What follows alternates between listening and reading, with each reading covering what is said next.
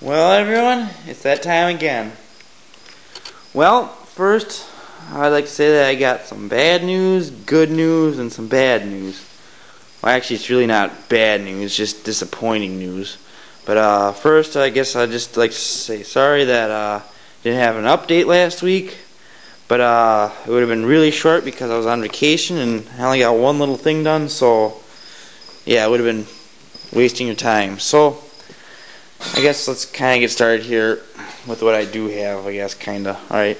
Well, last week before I went on vacation, all I had done was I had to relocate the bottom mounts for the coil springs there.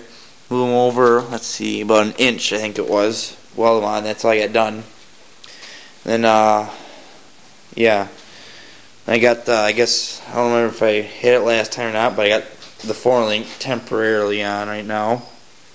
Looks good. I think I showed you that last time, but whatever.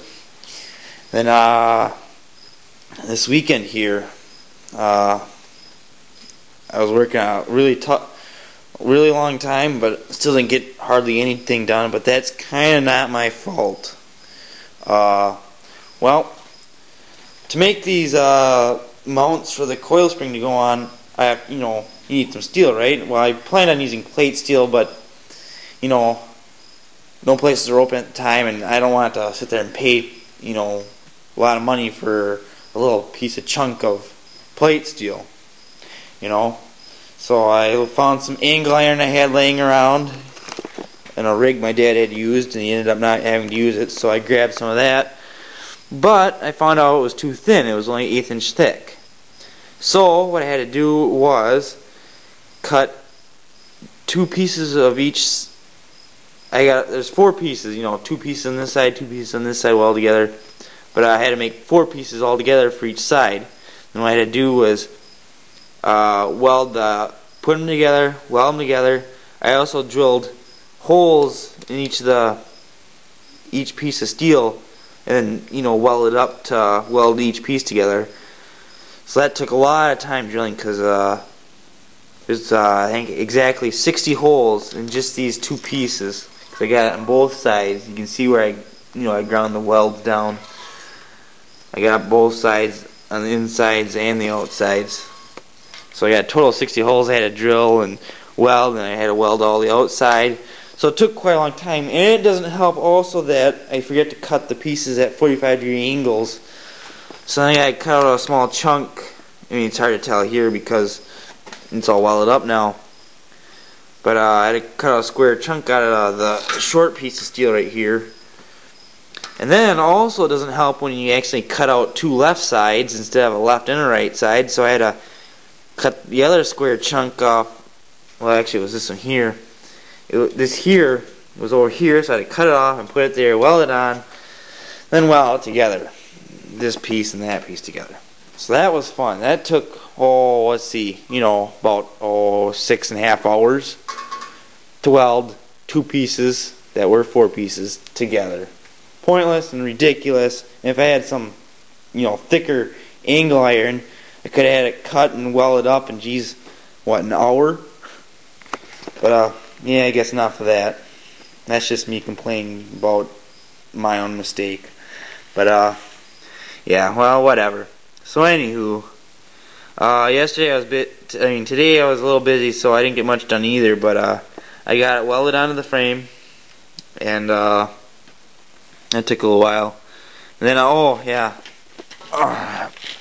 got the top mount. It's hard to see here, but top mount here, I cut that off, cut it up, and then shortened it way up.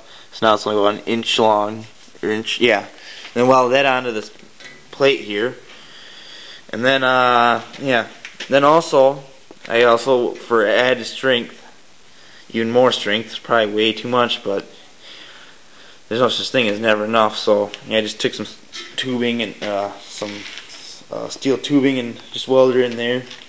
But and it's holding up. I don't got the jack stands in the rear, they're out of there, so I'll show you.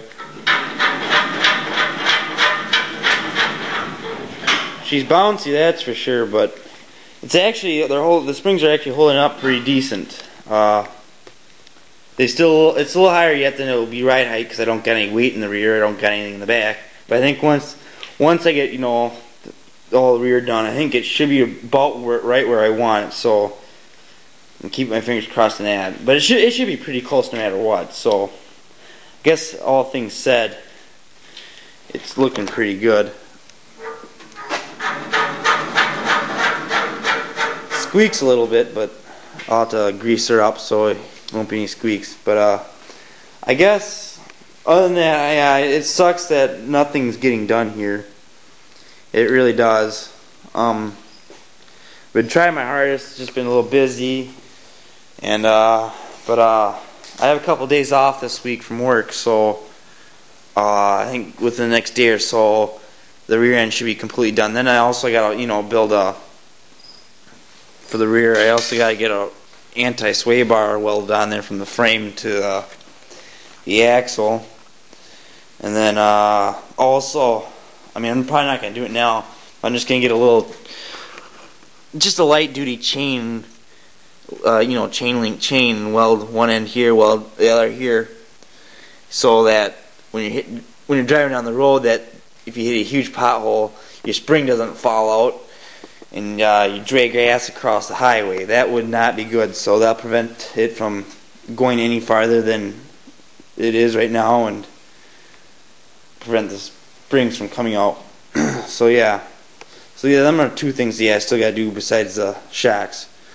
The shocks I got over there, hopefully I have mounted by this probably Tuesday, I hope. But anywho, I guess other than that, I haven't got much done. Hopefully things will start getting going here again because it slowed down. Hopefully it going, but it'll probably slow down once I get to the front end. But once I get the front end done and the steering, it'll be all downhill. It'll be just all small stuff that's not extremely complicated. But yeah, I guess other than that, I guess I have nothing else. But yeah, sorry, but that's all I can do for now. So try my best. So yeah, see you next week. So yeah, see you next time.